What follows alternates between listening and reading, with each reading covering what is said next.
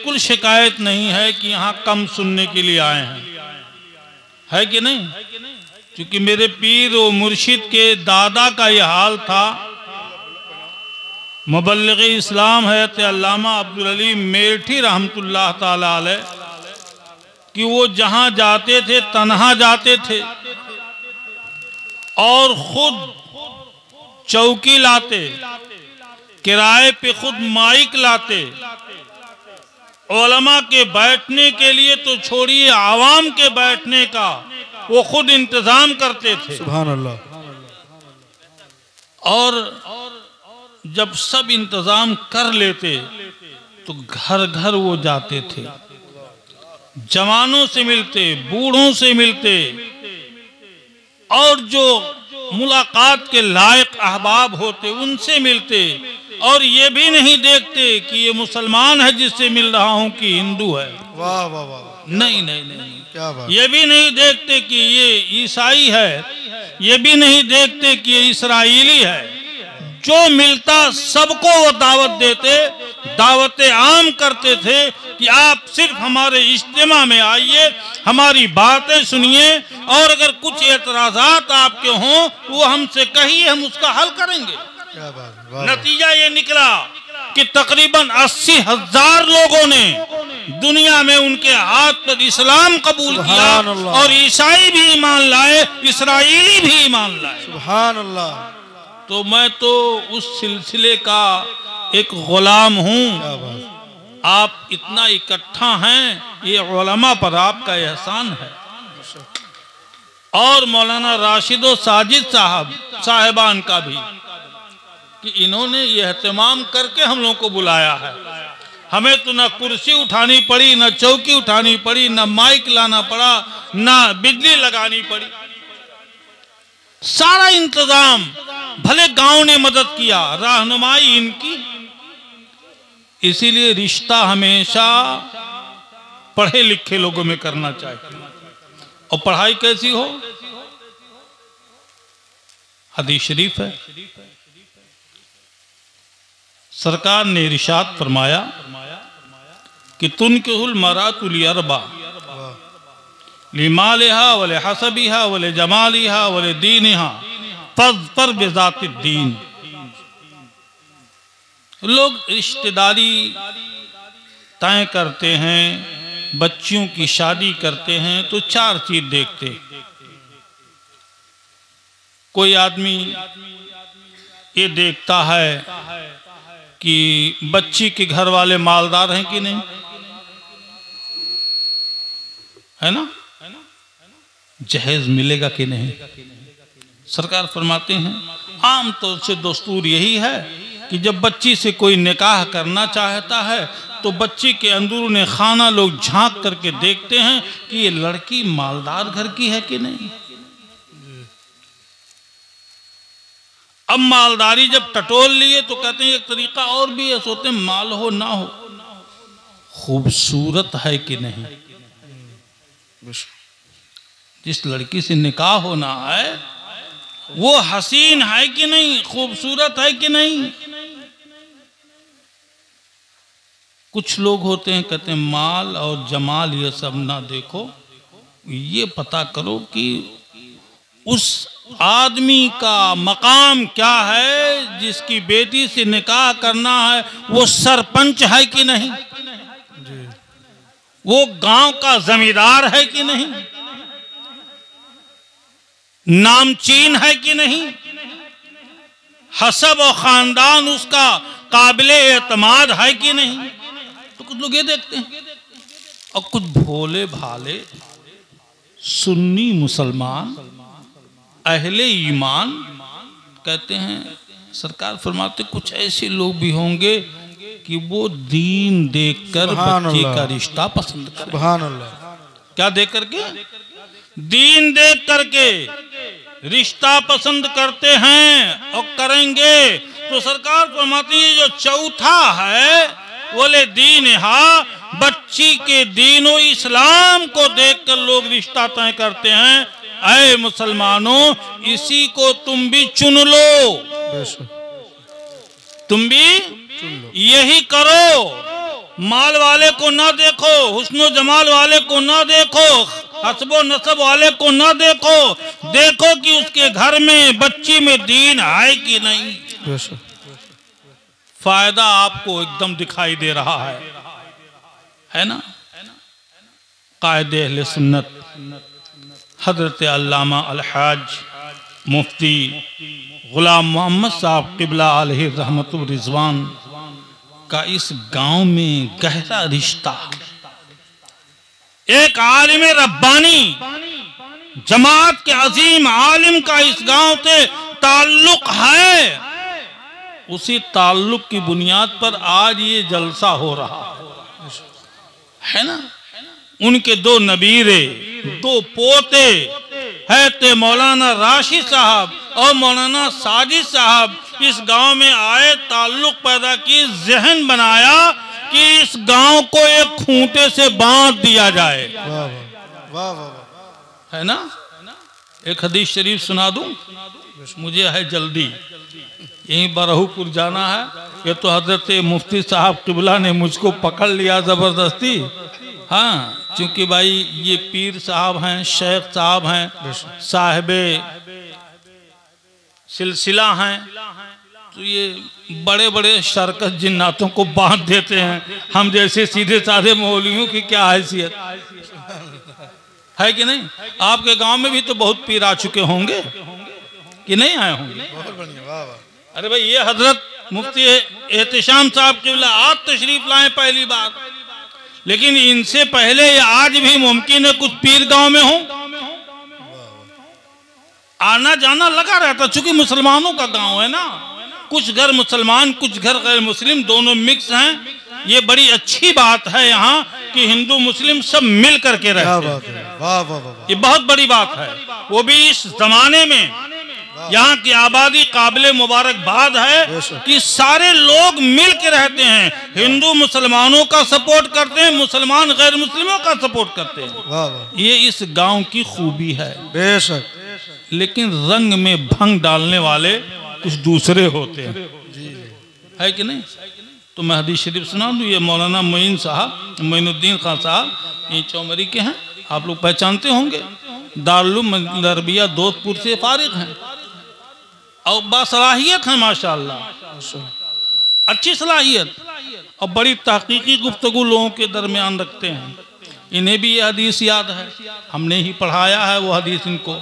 प्यारे आका वो उस बात पे मैं सुना रहा हूँ कि यहाँ भी पीर आते हैं, वाह वाह। है कि नहीं। एक बात और बता दूं, यहीं थोड़े ही दूर पे एक गांव गौरा है, प्रतापगढ़ में, है कि नहीं। गौरा, वो पूरा इलाका, खास तौर से वो गांव, सिर्फ एक पीर के हाथ पे बैत, वाह वाह। या एक पीर के सिलसिले ही में वो बैत हैं। दूसरे सिलसिले का पीर कई गांव के खित्ते में दाखिल नहीं हो पाया। वाह। सब सिलसिले हबीबिया के लोग हैं। सुभान अल्लाह। हुजूर मुजाहिद मिल्लत वाह। अलैहि रहमतुर रिज़वान के कदम नाज वहां पड़े और उनकी बरकत से वो इलाका आज भी सिलसिले हबीबिया के मशाइख से बैअत होता है। सुभान अल्लाह। फायदा उसका क्या है?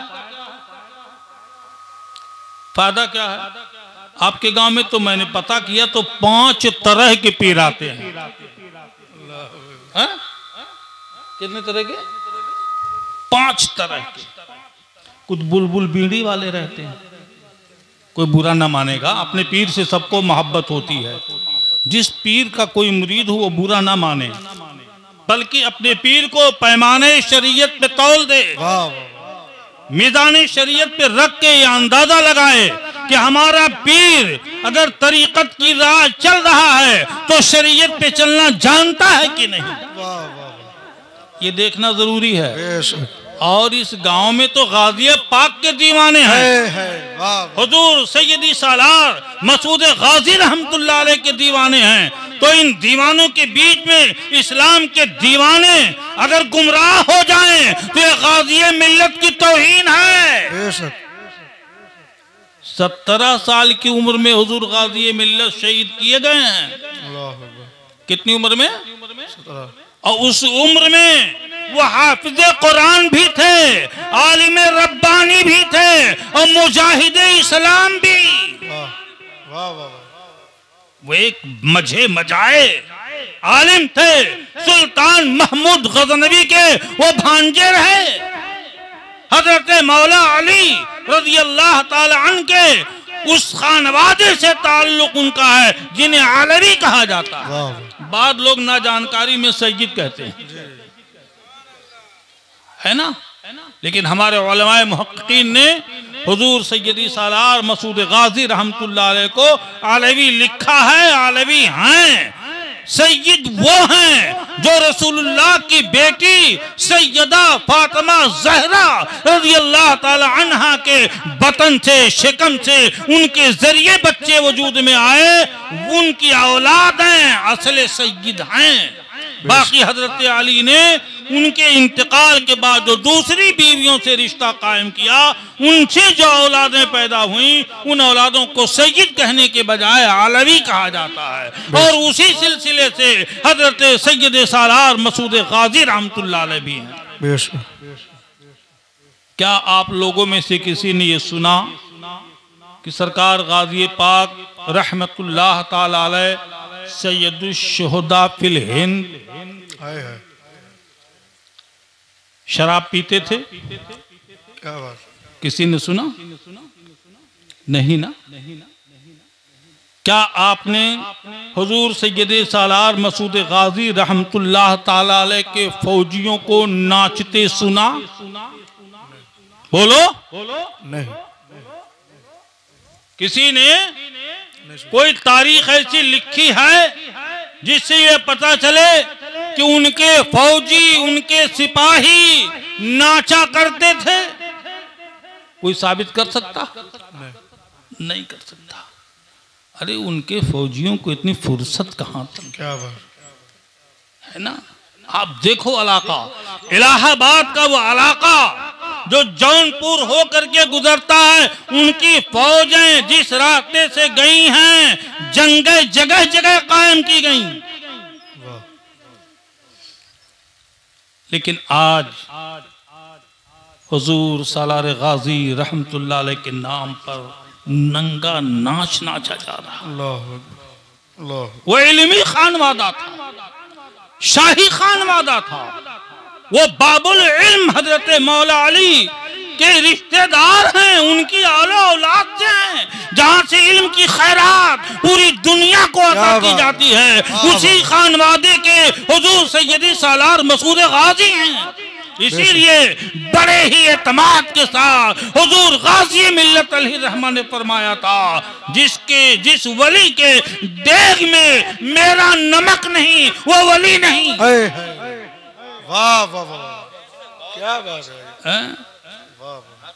और बहुत से मज़ारात औलियाए किराम के हैं, लेकिन हिंदुस्तान के उस अजीम मज़ार पर जहाँ हुजूर गाजी पाक अलैहिर्रहमा आराम कर रहे हैं, हजरत खिज़्र जितनी हाजिरी वहां देते हैं, कहीं नहीं देते। वाह वाह वाह। लेकिन क्या यही दिन देखने के लिए हुजूर गाजी पाक ने अपनी फौज को शहीद किया? 17 साल की उम्र में अपनी जाने अजीज कुर्बान किया कि उनके नाम पर नंगा नाच नाचा जाए। हैं मुसलमानों, हुजूर गाजी पाक जो विर्द करते थे, जिक्र करते थे, जबान खामोश रहती बल्कि मुंह में पान होता, और उनके दिल की आवाज उनका पड़ोसी सुनता, ला इलाहा इल्लल्लाह मुहम्मदुर रसूलुल्लाह। ये दिल की आवाज आती थी, ये दिल से आवाज, और दिल इतना तेज जिक्र करता था कि जो पास पड़ोस बैठा होता था उसको वो कलमाते जिक्र सुनाई पड़ते थे। और आज उनके नाम पर थिरकने वाले, उनके नाम पर नाचने वाले, उनका दिल क्या जाकिर होगा, उनकी जबान भी जाकिर नहीं। क्या उनके नाम पे जुलूस निकालने वाले गाजी पाक के पोशाक के बारे में जानते हैं? क्या बात है। कौन सा लिबास वो पहनते थे? वो अरबी लिबास पहनते थे, अरबी। चूंकि अरबी उन नस्ल थे, उनके आबा अजदाद की जड़ें अरब शरीफ से मिलती हैं कि उनके जद्दे करीम मौला अली हैं। और उनके नाम पर नाचने वाले कौन लिबास पहनते हैं बताओ? जी। है आंखों में धूल झोंकते हैं। तो मुसलमानों, मैं हदीस शरीफ पढ़ने का वादा किया था, बात दूर चली गई। तो कई पीर आपके गांव में आते हैं, तकरीबन 5 पीर का ये इलाका है, छोटा सा गांव, और सबकी राह अलग। जितने लोग आते हैं सबकी राह अलग, सब मुसलमान, सब मुसलमानों का किबला एक है कि नहीं? और तकरीबन हिंदुस्तान के इस खित्ते में, पूर्वी इलाके में, सब के सब इमाम आजम के मानने वाले हनफी मुसलमान हैं। और मसलकी तौर पर अगर देखा जाए तो अक्सरियत मसलके आला हजरत के मानने वालों की है ना। और उस मसलके आला हजरत में अशरफी भी दाखिल, बरकाती भी दाखिल, चिश्ती भी दाखिल, नूरी भी दाखिल, कादरी भी दाखिल। जितने सलासिल हैं उन तमाम सलासिल के मरकज़ अक़ीदत इमाम अहले सुन्नत इमाम अहमद रज़ा फाज़िल बरेलवी अलैहि रहमतु रिज़वान रहे, है ना। आज इन उलमाए अहले सुन्नत से लोग बैर रखते हैं कि आला हजरत के मानने वाले हैं, है कि नहीं? कुछ लोग रखते हैं कि आला हजरत के मानने वाले हैं। जब इमाम अहले सुन्नत फाज़िल बरेलवी अलैहि रहमतु रिज़वान देवा शरीफ हाजिर हुए तो उनका इस्तकबाल कौन किया था? बोलो। ये उलमा अहले सुन्नत और बरेलवी उलमा मतलब के अहले सुन्नत के लोगों से जलने वालों और उन पे तबसरे करने वालों, जरा बताओ, जब बरेली से चलकर हमारा इमाम देवा की सरजमीन पर आया तो इस्तकबाल किसने किया था? बोलो, कौन किया था? कुतुबे आलम शहंशाह विलायत हजरत सैयदना वारिस पाक रहमतुल्लाह अलैह ने कहा, ये उलमा की जमात उठो, हमारा आला हजरत है। नारे तकबीर, नारे रिसालत। ये जुमला वारिस पाक ने कहा था, हमारे आला हजरत आ रहे हैं, चलो उनके इस्तकबाल में। तो वक्त का कुतुब, वक्त का वली अपनी गद्दी छोड़कर, अपनी खानकाह छोड़कर रोड पर निकल करके जिस आलिम रब्बानी और मुजद्दिद का इस्तकबाल करने आ रहा है, उसी के नाम की तरफ मंसूब मतलब के आला हजरत है। उन्हीं के नाम लेवा उलमा अहले सुन्नत को आप क्या कहते हैं? नाशिरे अहले सुन्नत वो हैं, नाशिरे मतलब के अहले सुन्नत वो हैं। और है वारिस पाक के दर से वाबिस्ता मंसूब लोग, उनके लिबास पहनने वाले उलमा मशाइख पीराने इज़ाम इन्हीं उलमा अहले सुन्नत का मजाक उड़ाते।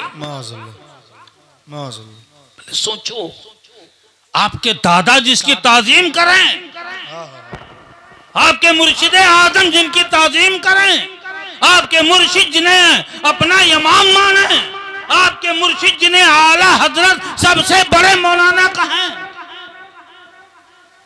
आप उन्हीं के मानने वाले क्या और उलमाए अहले सुन्नत की हक़ारत की नजर से देखने की आदत डालें। मेरे अजीजों, अगर ये ढोंग न किया जाए तब भी अल्लाह रोजी देगा। क्यों? तुम इंसान पैदा किए गए हो, केकड़ों को रोजी कौन दे रहा है? मछलियों को रोजी कौन दे रहा है? सांप बिच्छू को रोजी कौन दे रहा है? बेदस्तोपा चींटियों को रोजी कौन दे रहा है? वो अल्लाह रब्बुल इज्जत जब सबको रोजी दे रहा है, ए ढोंग करने वालों, ढोंग बंद कर दो, तुम्हें भी रोजी देगा। वाह वाह वाह, है ना। और मेरे आका ने 3 तरह का बाल रखा था। है ना, कितने तरह का ये सरकार ने जुल्म भी रखे थे, है ना। वह है मुस्लिम के साहबजादे जिनका वाकया मौलाना मोइनुद्दीन साहब से आप मुहर्रम में सुनते हैं कि उनके दोनों शहजादों के जुल्फ को एक में बांधकर हारिस ने दरिया में फेंका था। तो इसका मतलब बाल बड़े बड़े थे तभी आपस में बांधे गए, अगर बाल छोटे होते तो दोनों के सर को एक में बांधा नहीं जा सकता था। पता चला कि रसूलुल्लाह के खानदान में रिवायत रही है कभी कि बड़ा बाल भी रखा जाए, उसको जुल्फ कहते हैं। लौंडा बाज बाल नहीं, हाँ? काकुल, काकुल शरीफ, जुल्फ। मेरे आका भी एक दौर था कि जुल्फ रखे कंधे तक, एक दौर आया आपने सर तरशवा दिया, पूरे बाल छिलवा दिए, और एक दौर वो भी गुजरा है आप पर कि बाल छोटे छोटे आपने रखे। समझ रहे हैं कि नहीं समझ रहे हैं? तो आज इस बाल शरीफ की नकल करने वाले मौजूद हैं। होशियार, खबरदार मुसलमानों, लक़द कान लकुम फी रसूलिल्लाह उस्वतुन हसना, नबी की जिस सुन्नत पर भी अमल करोगे नेकी पाओगे, लेकिन उस सुन्नत को अपनी जिंदगी का शिआर बना लेना जिसमें तुम्हारी चमक दिखाई पड़े, हैं, तुम्हारी जलवा नुमाई बंद होती रहे, जिसमें तुम्हारी शान दिखाई पड़े, जिसमें तुम्हारी अजमत दिखाई पड़े, उस सुन्नत को तो ले लो। और जिस सुन्नत में नाक रगड़ी जाए, पेशानी पे निशान पड़े, उन सुन्नतों को मुर्दा कर दो। बोलो तो क्या फायदा उस जुल्फ को अपनाने से, है? मेरे आका इतनी देर तक सजदा फरमाते जब तक अल्लाह की तरफ से वादे करम नाजिल नहीं हो जाता। ए मेरे हबीब, मैंने तेरा सजदा कबूल किया, तेरी उम्मत के गुनाहों के बख्शने का वादा लिया। सुभान अल्लाह, सुभान तब तक सजदा करते थे। और ये ढोंगी हजरात कई मिनट का सजदा करते हैं। आपकी आबादी में लोग आते होंगे, देखो, चौकन्ना रहो। वाह वाह, हाँ, याद कर लो मुसलमानों, सच्चा इस्लाम ये जो उलमा आपके मकातिब में पढ़ाते हैं, आपके मसाजिद में खिताब करते हैं, यही दीन की पूंजी हैं, यही दीन की अमानत हैं। इन उलमा के बयानात पे आप यकीन करो, और आपको इस्लाम के नाम पर अगर कोई ठगने का काम करे तो उससे बचो। बेशक, ठीक है, पैर तो लोग छू ही लेते हैं। हाँ, मैं जब तक कुर्ता पहना था तब तक लोग सलाम करने के लिए थोड़ा सोचते थे करें कि ना करें। जुब्बा पहन लिया तो कई लोग लपके।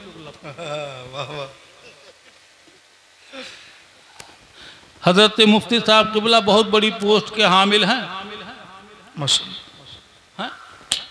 जी हाँ, मुफ्ती साहब क़िबला जहां आलिमे रब्बानी हैं वहीं दुनिया के बड़े सेठ भी हैं।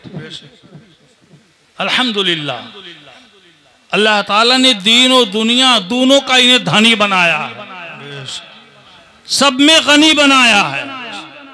तो इनसे मैंने कहा कि हजरत आप इमामा बांध लें। जुनेद भाई ने भी कहा इमामा बांध लीजिए। तो हजरत ने फरमाया मुझे इमामा बांधना नहीं आता। क्या कहा? अब कई पगड़ी बंधवा चुके हैं, है ना। और बरेली शरीफ में हुजूर ताजुश शरिया अलैहि रहमतो रिजवान के साए में आप रहे, उनसे आपने इस्तिफादा किया और इफ्ता का कोर्स आपसे ही किया। उन्होंने भी इफ्ता की दस्तार दी, कई दस्तार ले चुके। पीर साहब को क्या मामला है कि दस्तार बांधनी नहीं आती, हाँ? और छोट भैया पीर तो हरदम बिड़वा लपेटे चला था। क्या बात है कि नहीं? और उनसे अगर पूछो कि मीजान शरीफ में पहली बहस कौन है, कहेंगे मीजान क्या है कि नहीं? तो ऐसे पीर जिन्हें यस्सन्नल कुरान का तर्जमा ना याद हो और यस्सन्नल कुरान का सही तलफ्फुज़ न कहें, यस्सन्नल कुरान, यस्सन्नल कुरान, यस्सन्नल कुरान। आप बहुत सुने होंगे, कौन किताब पढ़ता लड़का, यस्सन्नल कुरान, है ना। तो वो पीर साहब यही बताते हैं, बाबू यस्सन्नल कुरान जरूर पढ़ लियो। हाँ? अभी कोई साहब नाज़ शरीफ पढ़ रहे थे, कलेजा फट गया। कहा दश्ते कुदरत, मेरे दोस्तों, बचपन की खता आखिर तक ठोकर देती है। बचपन की ये खता है। एक है दस्त, एक है दश्त। दस्त के माने हाथ, दश्त के माने जंगल। अब बताइए, अगर पढ़ा जाए दश्ते कुदरत तो तर्जमा क्या हुआ, कुदरत का जंगल। और दस्ते कुदरत कहें तो क्या होगा, अल्लाह की मदद, अल्लाह का हाथ, अल्लाह की रहमत। तो एक लफ्ज का तलफ्फुज़ अगर बदल और बिगड़ जाए तो माना पलट जाए। तो जो मुसलसल कुरान गलत पढ़ते हैं, बताओ उनकी नमाज का हाल क्या होगा। अल्लाह अकबर। तो इसीलिए हमने कहा ये जो बगवे बिड़वा सर पे रख के घूम रहे हैं, हजरत मुफ्ती एहतिशाम साहब क़िबला, आप पगड़िया बांधो ताकि सारी पगड़ियां इसी में गुम हो जाएं। क्या बात है, वाह वाह वाह। लेकिन ये खाकसारी में परेशान है, ये सब इंकिसारी में परेशान है। कब तक इंकिसारी करोगे? जब तक आप सच्चाई का लिबास नहीं पहनोगे तब तक ढोंगी बाबा का ढोंग चलता रहेगा। आप अपने सही लिबास में आ जाओ, ढोंगी अपना लिबास बदल देंगे। इसी इलाके का एक ढोंगी पीर ढकवा वाजिदपुर में गया था। हजरत के मुरीद उस गांव में 90% लोग हैं। वहां गया, जानते हो क्या कहा उसने उस गांव में जाने के बाद? कहा अपने मेजबान से कहा, जिन्होंने बुलाया उनसे कहा कि आप मुझे बुलाते रहे हो लेकिन पहले इंतजाम कर लो। कहा वो क्या? कहा चांदी का बड़ा सा कटोरा बनवा लो। मैं स्टील, प्लास्टिक, लोहा किसी भी बर्तन में पानी नहीं पीता। चांदी का बड़ा सा कटोरा बनाओ, उसी में पानी पीऊंगा, उसके अलावा किसी और बर्तन में। इत्तेफाक से जिस दिन वो बेचारा वहां मेहमान बना, उसी रात मैं भी वहां पहुंचा हुआ था। तो मैंने वो हदीसें सुना दिया जिसमें बताया गया कि दुनिया में ये मुसलमानों तुम्हारे लिए सोना और चांदी का बर्तन इस्तेमाल करना हराम है, और अगर कोई उसमें खाता पीता है तो वो जहन्नम का ईंधन है, उसके मुंह में जहन्नम की आग डाली जाएगी। ऐसे बेपढ़े लिखे पीर हैं, वो बेचारे इतना नहीं जानता। अभी तो मैं आपकी आवाज़ में पहुंचा तो जो साहब हमें पानी पिलाने के लिए सबसे पहले हाथ मिलाए, उनके हाथ में 2 अंगूठी थी, मैंने उनकी उंगली पकड़ लिया। सुभान। मुकाम छोड़ेंगे नहीं, ये दोस्ती हम किए हैं तो अब निभाएंगे। हैं? अब आप हमसे मोहब्बत से मुसाफा कर रहे हैं, अपना हाथ हमारे हाथ में दिए हैं, तो अब हमें भी मान लीजिए, जो कहें उस पर अमल कीजिए। ढोंगी बाबा के 5 उंगली में अंगूठी, और इससे पेट नहीं भरता तो 2-2 अंगूठी, इससे नहीं भरता तो 3-3 अंगूठी। फिर ये औरतों का मुकाबला करते हैं। अरे वो नाजुक सिफत हो करके 20-20 चूड़ियां एक हाथ में पहनती है, हम मर्द हो करके 2-2, 3-3, 10-10 अंगूठी नहीं पहन सकते हैं? एक अंगूठी चांदी की, कितना वजन? 4.5 माशा के बराबर। अब ये जाना सोनारा बाबू से पूछना कि 4 माशा कितना हुआ। उससे ज्यादा अगर रत्ती भर वजन बढ़ गया तो अंगूठी उलमा के लिए भी हराम, पीरों के लिए भी हराम। ऐसा नहीं है कि पीर साहब के लिए हलाल है और मुरीद के लिए हराम है। याद है गौसे पाक के पास जब शैतान आया था, कहा ए अब्दुल कादिर, आज तुम्हारे लिए तमाम हराम चीजें हलाल कर दी गई। तो गौसे पाक ने क्या कहा था? ला हौला वला कुव्वता इल्ला बिल्लाहिल अलीय्यिल अज़ीम। अब्दुल कादिर के लिए वही चीज हलाल है जो हमारे नाना नबी रहमत के लिए हलाल थी, है ना, बल्कि उससे कम, है ना। तो कैसे अब्दुल कादिर के लिए हराम चीजें हलाल हो गई? पता चलता शैतान है। तो अगर कोई आदमी खिलाफे शरा बात करे और वो भी पीर हो तो याद कर लेना वो उसी का मुरीद है जो गौसे पाक को कह रहा था कि आपके लिए सब हलाल। इससे गुमराही फैलती है, बचो। अब आपके दरमियान जो पीर साहब अब तशरीफ लाए सबसे लेट लतीफ, है कि नहीं? वैसे इस खित्ते में अल्हम्दुलिल्लाह ताजदारे बिलग्राम हैं, शहजादे फातिह बिलग्राम हुजूर सैयदी अवैस मुस्तफ़ा मद्दज़िल्लहुल आली 12 तशरीफ लाते हैं, आते रहते हैं। अभी हाल में आए थे, मुसलसल उनका दौरा होता है, लेकिन पता नहीं कैसा ये पठानों का गांव है जो सैयद साहब से नहीं मिल पाया। हैरत होती है मुझको। और उन लोगों से मिल गए जो हरा नीला पीला, बुरा तो नहीं लग रहा?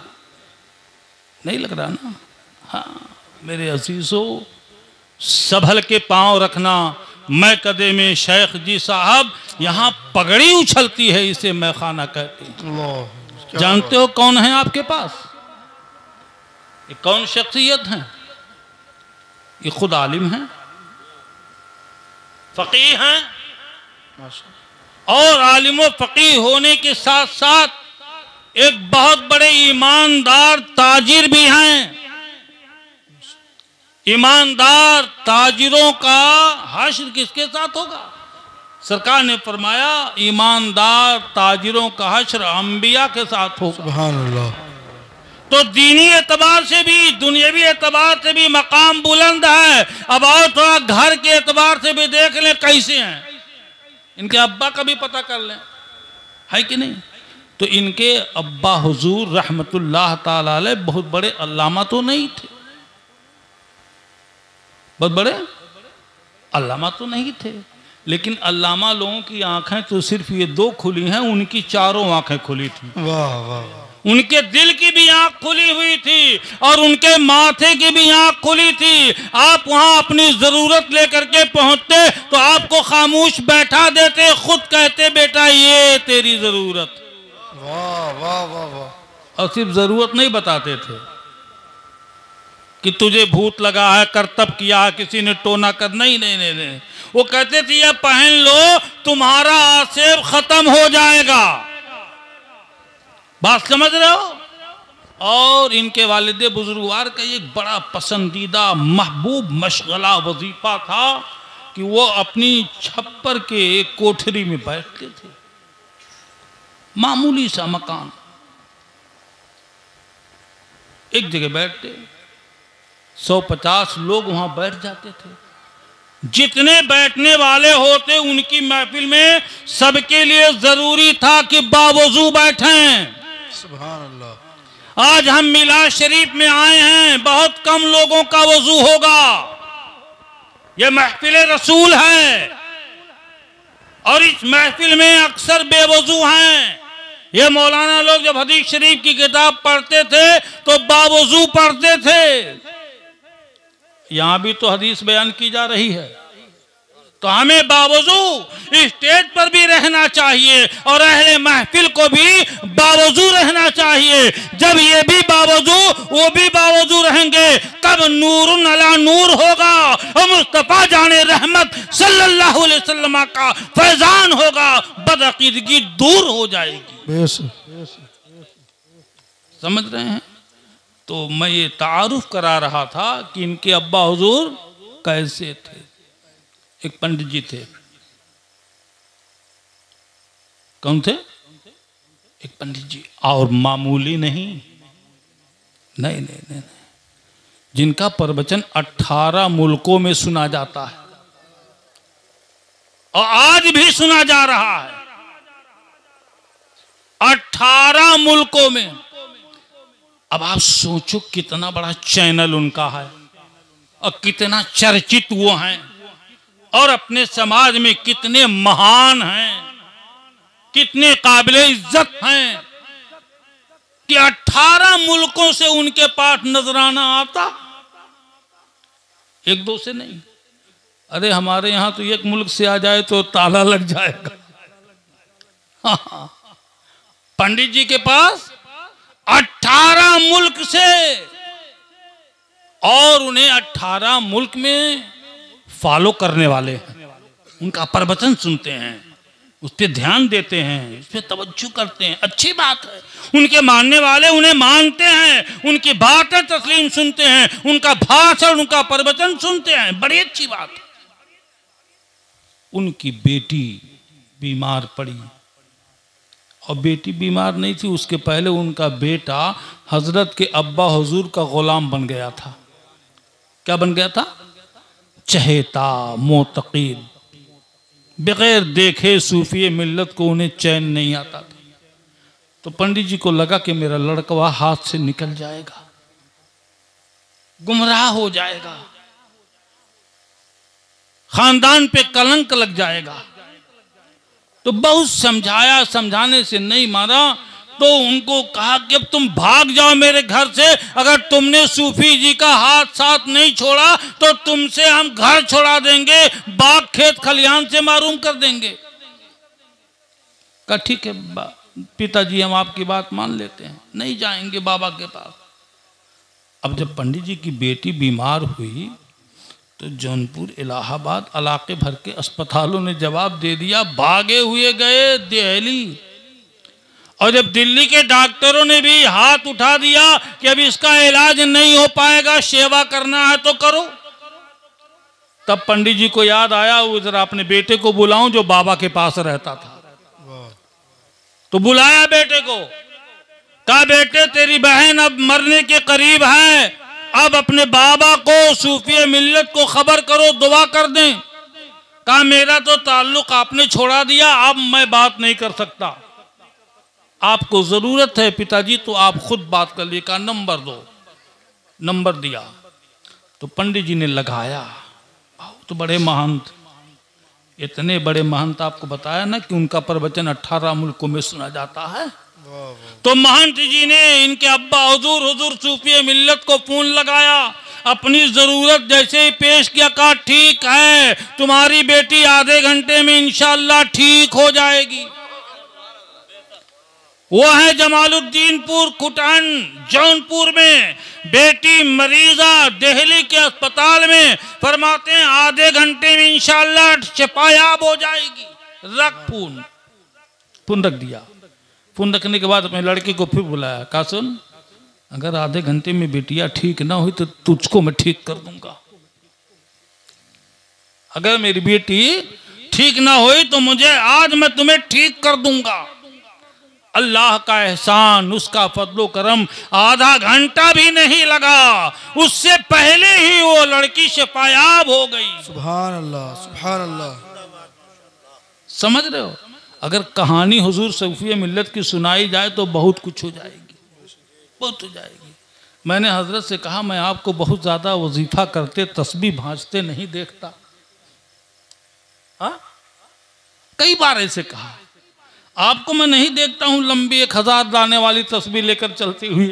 अब तो बड़े बड़े पीर तो गटैया में पूरा बांधे रहा था ना, पूरा गला भरा रहता है, जैसे लागत है 9 लखा हार पहने हैं। अरे देखते हो नहीं पीर लोगन का, हाँ? तो 9 लखा हार की तरह लादे रहते हैं। हजरत आपके हाथ में मैं तस्बीह नहीं देखता, करते क्या है, और दुआ भी आप करते हैं, जहां देखो अभी देखो यही जिन्नतवा तड़कत रहा इनके समनवा, है ना, अभी इसी गौवा का मसला है ना जी। तो ये हार है, तो उनका आखिर तस्बीह तो है नहीं, बहुत ज़्यादा औरादो वज़ाइफ भी नहीं करते। हाँ अल्हम्दुलिल्लाह नमाज तिलावत के पाबंद है माशाअल्लाह। फिर ये पलट के सवाल करते हैं कि जब मैं रात दिन ये चलता हूँ ज़मीन पर गाड़ी से दीन के लिए, तो मौलाना बताओ ये तस्बीह का काम देता है कि नहीं? वाह वाह वाह। हाँ? तस्बीह काम दे कि नहीं हो? हाँ? है ना?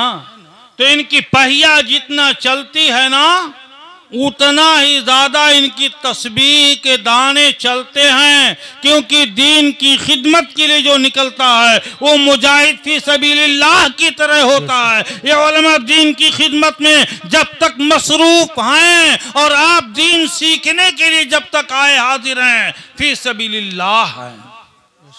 मुजाहिद को जो सवाब मिलता है वो सवाब आपको मिलेगा, इन उलमा को मिलेगा। और जो शबो रोज रातों दिन हमेशा चलता हो, बहरहाल वो तस्बीह के दानों से तेज चल रहा है ना। हमने कहा हजरत हमको बहकाने वाली बात न करें, तो बतावे दुआ लागत कैसे है। हमने देखा झट झट झट झट झट झट झट 700 आदमी की बोतल फूंक के रख देते हैं। मैं कहा मामला क्या है? घंटा 4 घंटा में 1,000 बोतल। अच्छा, पीर लोगन के पास लोग दुआवे करावे जाते हैं, है कि ना? और कुछ ना। हुजूर अवैस मिल्लत रहमतुल्लाह अलैह मद्दद फरमाने लगे, कहा जितने लोग आते हैं मुरीद होने दुआ कराने के लिए, वो यही कहते हैं हुजूर मेरी दुकान नहीं चल रही, मेरी ये परेशानी, मेरी वो परेशानी, मैं यहाँ परेशान वहाँ परेशान। लेकिन कोई ये नहीं कहता हुजूर कब्र से अजाब टल जाए दुआ कर दीजिए, कोई अमल ऐसा बता दीजिए कि अजाब कब्र ना हो, गुनाहों से पाक हो जाए। कोई नहीं पूछता। ऐसे ये भी कहते हैं। तो मैं यही पूछता रहा हजरत से कि झट झट झट झट जो 1,000 बोतल आप फूंक देते हैं, मामला कौन सी दुआ पढ़ते हैं, कौन सा वजीफा करते हैं? तो इनकी आंख में आंसू आ गए। अल्लाह। कहा मेरे अब्बा हुजूर रहमतुल्लाह अलैह ने फरमाया था, बेटे जब मुश्किल घड़ी तुम पर आ जाए तो फला चीज मेरा तसव्वुर करके पढ़ लेना, मेरा साया तेरे साये के साथ रहेगा और मेरी शफकत व करामत का साया तेरे सर पे रहेगा। सुभान अल्लाह। सरकार गौसे आजम का फैजान इनके वालिद बुजुर्गवार पर होता है और उनका फैजान इनकी जात पर होता है। बस इसी वजह से मैं फूंक देता हूँ, दो जबान मेरी हिलती है, लेकिन असल में यह दुआ हुजूर सूफिये मिल्लत की हुआ करती है। तो मेरे अजीजों, हदीस पाक है, मसलुल मुनाफिक़े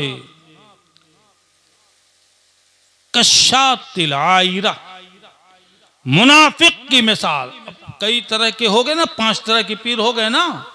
अब बात आ रही है उसी पर कि जितनी पीर उतनी राग।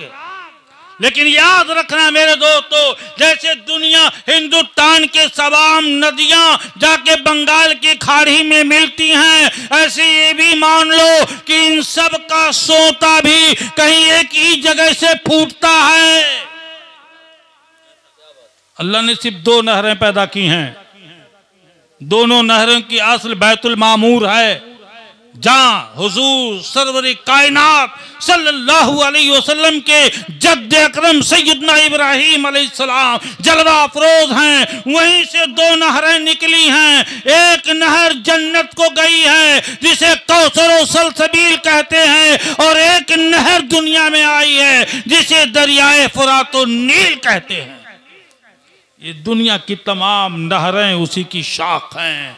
तो क्या पता चला, जहां से पानी खुलता है वो उसकी असल भी एक है, जहां पानी जमा होता है उसकी भी असल एक है। नदियों का नाम अलग, नदियों का मजा अलग और इलाके अलग, लेकिन सबकी असल मिलती है रसूल मुहतरम सल्लल्लाहु अलैहि वसल्लम से। लिहाजा जितने पीर असली होंगे वो हदीस मुस्तफा पर अमल करेंगे, और जितने पीर नकली होंगे उनका पीर शैतान होगा।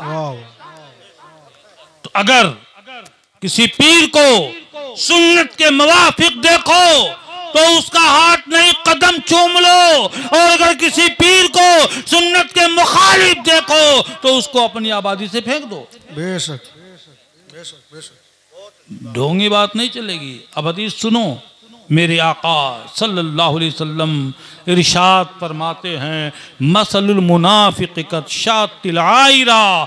मुनाफिक वो है जो जबान पर कुछ दिल में कुछ रखे। समझा तो ना? कि ना आप लोग समझते हैं कि नहीं ये बात? उसको आप लोग अपनी जबान में क्या कहते हैं? देहात में क्या कहते हैं, दिल में कुछ रखे और जबान पे कुछ, उसको आप लोग क्या कहते हैं?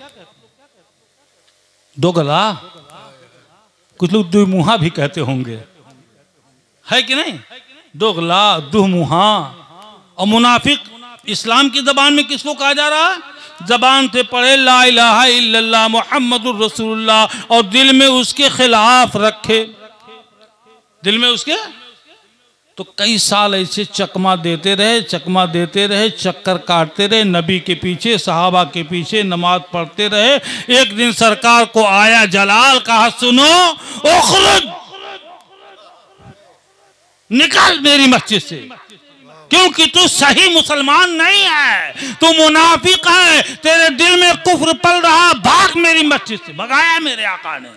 तो मिजाज दे दिया मौलाना मोइनुद्दीन साहब, मुफ्ती इत्तेशाम आलम साहब किबला, मौलाना अंसार साहब किबला और दूसरे उलमा।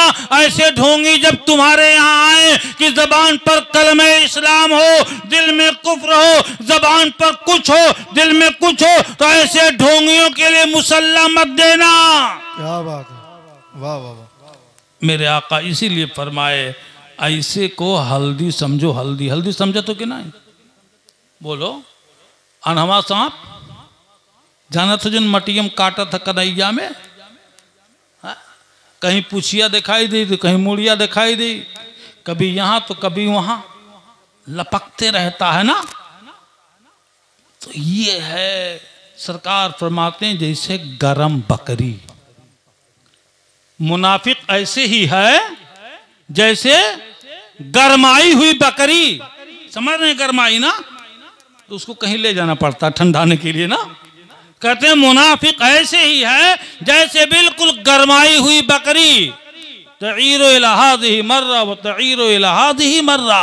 कभी उस बकरे के पास ठंडा होने जाती है, कभी उस बकरे के पास ठंडा होने के लिए जाती है। यानी उसका कोई एक खूंटा नहीं है, उसका कोई एक खूंटा, उसका पेटवा नहीं भरता है, वो एक जगह ठंडे नहीं होती है।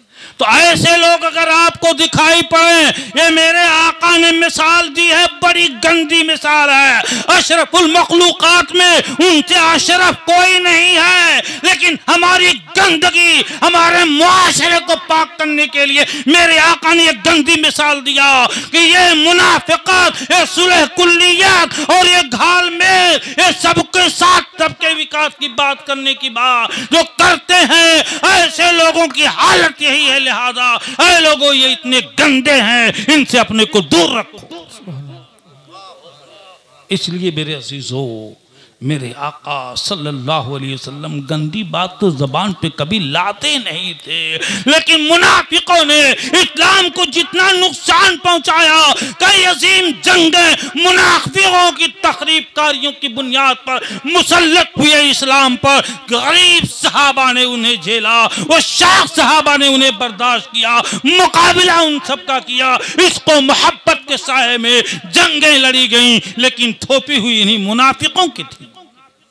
तो मेरे अजीजों, मुनाफिक कभी भी गांव में आग लगा सकता है, मुनाफिक कभी भी गांव में नफरत पैदा कर सकता है, मुनाफिक कभी भी गांव में बंटवारे पैदा कर सकता है, मुनाफिक कभी भी भाई भाई को तोड़ सकता है, मुनाफिक कभी भी खानदान को खानदान से तोड़ सकता है। इसलिए अहले इल्म बुजुर्गों को अपनी आबादी में बुलाओ, अहले इल्म पीरों को अपने घरों में बुलाओ, अहले इल्म बुजुर्गों को अपने घरों में बुलाओ, जिनके सिलसिला तो ज़हब हो, जिनका सिलसिला यहाँ से सरकार तक बराबर मिलता हो, ऐसे लोगों को बुलाओ। और जिनके पास इल्म हो, जाहिल ना हो, ऐसे लोगों को बुलाओ। इसलिए मेरे अजीजों, मैं तो आया था एक दूसरे गांव के लिए, अब मैं चल भी रहा हूं। आपके यहाँ तो बस हजरत मुफ्ती साहब किबला ने मुझे दावत फ़िक्र दे दिया कि आओ तुम यहाँ भी कुछ कह के चले जाओ। अब मेरी आपसे मौदबाना गुजारिश है कि हुजूर मुफ्ती इत्तेशाम आलम साहब किबला मद्ददिल्लाहुल आली अभी आप में खिताब नायाब फरमाएंगे।